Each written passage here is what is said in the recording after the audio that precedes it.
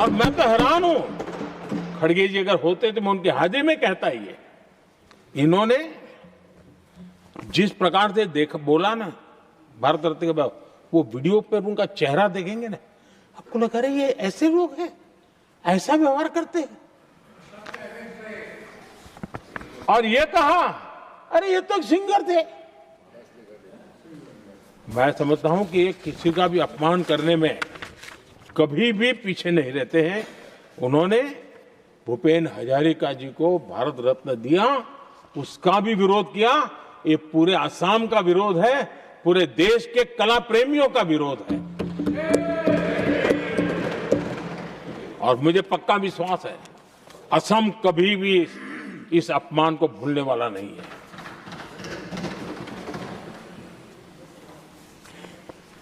आदरणीय सभापति जी, कल जो घटना घटी, इसी सदन के एक माननीय सांसद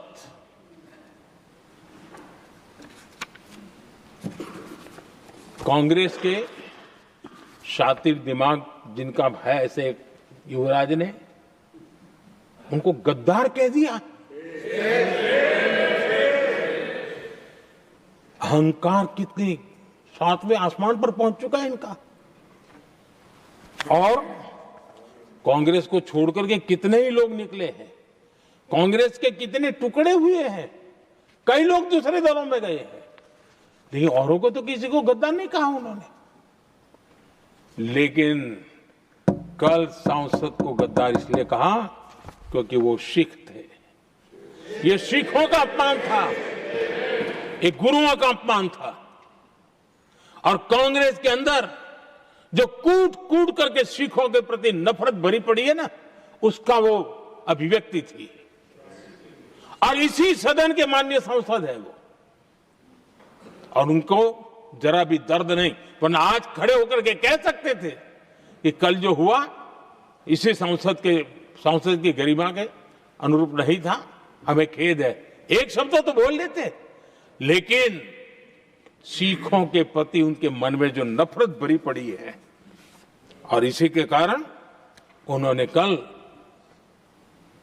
और जिसका परिवार देश के लिए शहादत देने वाला परिवार के वो सदस्य है,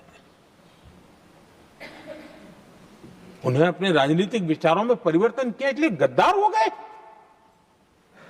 और एक गद्दार शब्द छोटा नहीं है। मेरे देशवासी को कोई गद्दार कहे, ये कैसे देश सहन करेगा? और वो भी एक सिख है इसलिए गद्दार कहना बहुत दुर्भाग्य की बात है।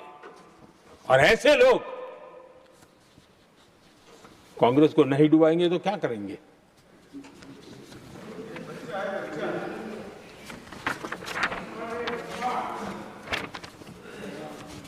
आदरणीय सभापति जी, एक तरफ ये दृश्य है और दूसरी तरफ हमारे सदानंद जी मास्टर का दृश्य है।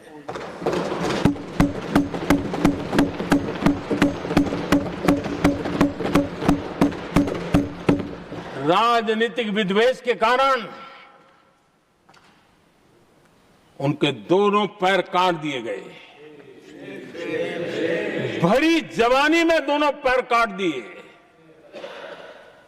कटे हुए पैर से जिंदगी गुजार रहे हैं, लेकिन संस्कार इतने ऊंचे हैं कि वाणी में भी अपशब्द नहीं निकलता है, बर्तन में भी कटुता नजर नहीं आती। गर्व होता है। और कल जब उनका पहला भाषण हो रहा था सदन में, और उन्होंने जब अपने बेंच पर आपसे इजाजत लेकर के अपने कटे हुए पैर के लिए वो जिस नीम का उपयोग करते हैं, आर्टिफिशियल नीम का, उन्होंने जब रखा, वो दृश्य देश के लिए पीड़ादायक था कि इस देश में ऐसा ही बंधारण की बातें करने वाले इंडिया अलायंस के लोग, और ये इंडिया अलायंस पूरा जिम्मेवार है इसके लिए, वैचारिक असहमति के कारण एक नौजवान के, और वो भी एक टीचर, शिक्षक के प्रति गर्व से, आदर से देखा जाता है, उसके पैर काट दे, लेकिन उनको कोई खेद नहीं है, उनको कोई दर्द नहीं है। लेकिन मैं मास्टर सदानंद जी को हृदय से अभिनंदन करता हूं कि उन्होंने जिस प्रकार से इतनी भयानक हमले के बाद भी देश की सेवा का अपना व्रत जारी रखा और आज देश की नीति निर्धारण में अंदर अपना योगदान दे रहे हैं। ये गर्व की बात है और ऐसे लोगों के सहारे हम राजनीति में जीते हैं, काम करते हैं, देश के लिए जीने मरने की प्रेरणा मिलती है। ये संस्कार हमें पाए हैं, ऐसे लक्षावधि कार्यकर्ताओं के तब से पाए हुए हैं। आदरणीय सभापति जी,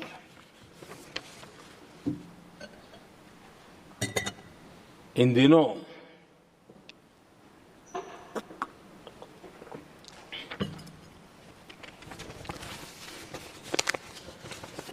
और वैसे कांग्रेस के हमारे साथियों का मुझ पर जरा विशेष प्रेम है, वो स्पेशल प्रेम है।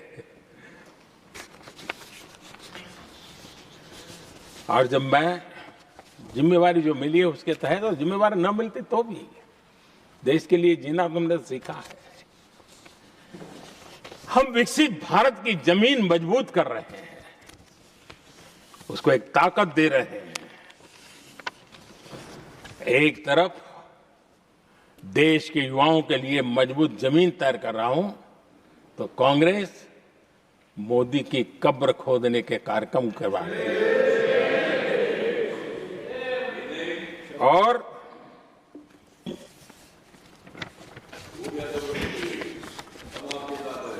मोहब्बत की दुकान खोलने वाले मोदी तेरी कब्र खुदेगी के नारे लगा रहे हैं जी। ये कौन सी मोहब्बत की दुकान है जो देश के ही किसी नागरिक के कब्र खोदने के सपने देखती हो? ये कौन सा संविधान से उन्होंने सीखा है जो देश के ही किसी नागरिक के कब्र खोदने की बात करते हो? क्या ये संविधान का अपमान नहीं है? क्या ये मानवता का अपमान नहीं है? क्या ये सार्वजनिक जीवन की मर्यादाओं का अपमान नहीं है? और उनको इसका कोई खेद नहीं है। अगर इसके बाद क्या बयान देंगे? बयान देखो, प्रधानमंत्री राज्यसभा में भी रो रहा था।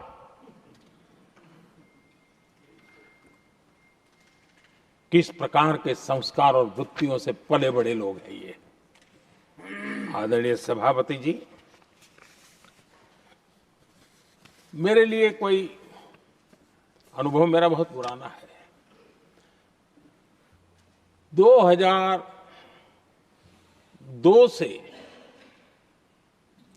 जब वे विपक्ष में थे तब से, और 2004 से जब वो सत्ता में आए तब से, और 2014 से मैं जब यहां आया तब से, पिछले 25 साल से संसद का एक भी सत्र ऐसा नहीं गया, मोदी संसद का सदस्य नहीं था, एक भी सत्र ऐसा नहीं गया जिसमें इस सदन के अंदर मोदी को गाली देने का काम न किया हो इन लोगों ने।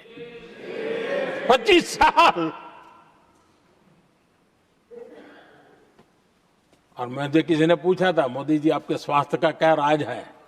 मैंने कहा मैं डेली 2 किलो गाली खाता हूं।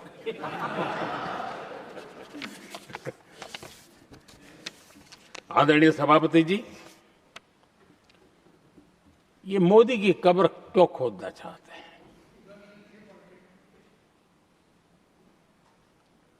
ये सिर्फ नारा नहीं है, ये इनके भीतर पड़ी हुई नफरत का प्रतिबिंब है, इसकी अभिव्यक्ति है। और वे इसलिए हैं, हमने 370 की दीवार गिरा दी, इसलिए वो मोदी की कब्र खोदना चाहते हैं। हमने नॉर्थ ईस्ट में बम, बंदूक और आतंक का जो छाया बना रहता था, नॉर्थ ईस्ट में शांति और विकास का राह अपनाई, इसलिए वो मोदी की कब्र खोदने पर सोच रहे हैं। पाकिस्तानी आतंकियों को घर में घुस करके जवाब देते हैं, इसलिए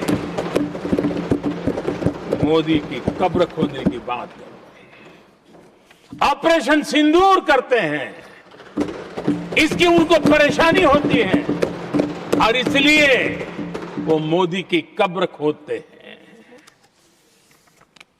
माओवादी आतंक से देश को मुक्ति दिलाने के लिए साहसपूर्ण कदम उठा रहे हैं, इसलिए मोदी की कब्र खोदती है आपको।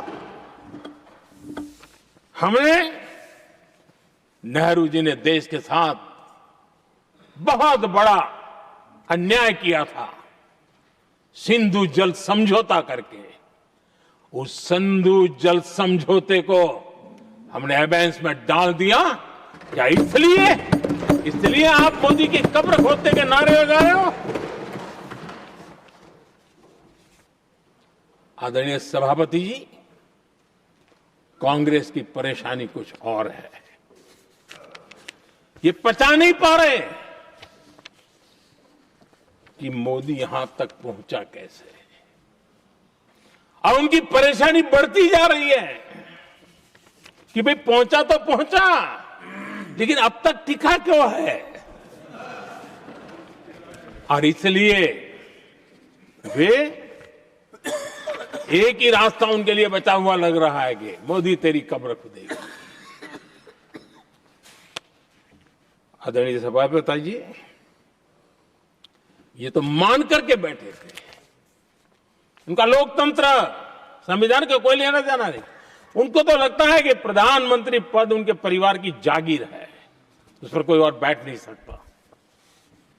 ये जो उनके भीतर में नफरत पड़ी हुई है ना, मोहब्बत की दुकान में जो आग भरी पड़ी हुई है ना, उसका परिणाम है। और इसीलिए कोई क्यों बैठा, हमारा पैतृक अधिकार था, इसलिए मोदी की कब्र खोदने का नारा लेकर के वो चल रहे हैं। आदरणीय सभापति जी, कांग्रेस के शाही परिवार को देश ने दशकों तक अवसर दिया है, ऐसा नहीं है। देश ने आपके लिए भी अपना भविष्य दांव पे लगाया था, लेकिन आपने गरीबी हटाओ के नारे लगाए, गुमराह किया। लाल किले पर से कांग्रेस के एक भी प्रधानमंत्री के भाषण में गरीबी हटाने की बात ना आई हो, ऐसा नहीं हुआ है। लेकिन किसी भी प्रधानमंत्री ने गरीबी हटाने के लिए क्या किया, वो एक बार भी नहीं आया। वो नारे से अधिक कुछ नहीं था उनका। और मोदी ने रास्ता अपनाया गरीब को एम्पावर करने का, गरीब को सशक्त करने का। और मेरे देश के गरीबों को मैं सलाम करता हूं, उन्होंने देश की योजनाओं को समझा, स्वीकारा और अपने सामर्थ्य को बढ़ाने के लिए प्रयास किया। मैं देश के गरीबों का गौरवगान करता हूं कि हमारी नीतियों पर भरोसा करके, हमारी नीयत पर भरोसा करके उन्होंने भी अपने आप को खपाने के लिए कोई कमी नहीं रखी। और 25 करोड़ मेरे गरीब परिवार के भाइयों ने गरीबी को परास्त किया और खुद गरीबी से बाहर आए हैं। मैं उनको सलाम करता हूं। मेरे 25 करोड़ देशवासी जो निराशा में पड़े हुए थे, दूर एक आशा की किरण दिखाई दी, उठ खड़े हुए और आज हमारे साथ चल पड़े। आदरणीय सभापति जी, 2014 के पहले इम्प्लीमेंटेशन की बातें करते थे। हमारे यहां सैकड़ों लोग रेलवे क्रॉसिंग पर मरते थे। स्कूल की बस रेलवे क्रॉसिंग से जा रही है, 20-20, 25-25 स्कूल के बच्चे मरने की खबरें आती थी।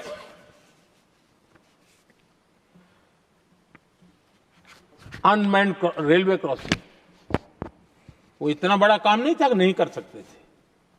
ये काम भी मुझे करना हुआ और हमने सारे अनमैन्ड क्रॉसिंग बंद कर दिए,